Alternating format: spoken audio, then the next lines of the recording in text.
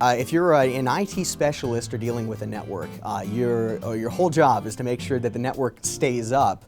The big thing with a network is that once you set it up and maintain it, it runs for the most part pretty smoothly. But when you add another hub or another major part of the network on, to wire new areas of a building, something like that, the big thing a lot of people don't realize with a networking job, IT professional, anything to do with networking, is that security is the biggest challenge nowadays. So if you set up a huge network, it's maintaining it and keeping it up, meaning that somebody doesn't break in from the outside, which of course when that happens you hear about it on national news and everything like that. So it's a very, very big deal.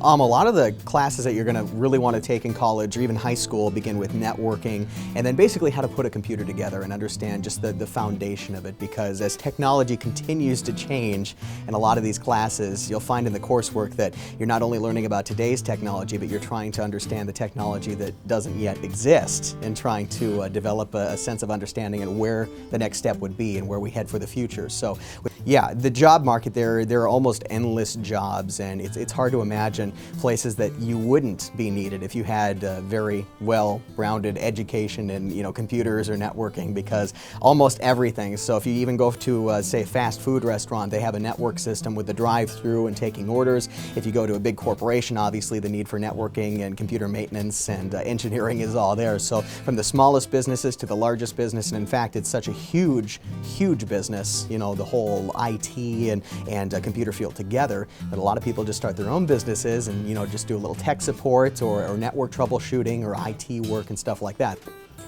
Well, in North Dakota, there's a lot of jobs available for, some kind of computer science industry jobs, whether it's, again, IT or software engineering. And this was even before a big oil boom here, of course, in the state. Well, the big thing is that software engineering starts, about 55, 60,000, even in North Dakota, and then, of course, just grows in salary from there.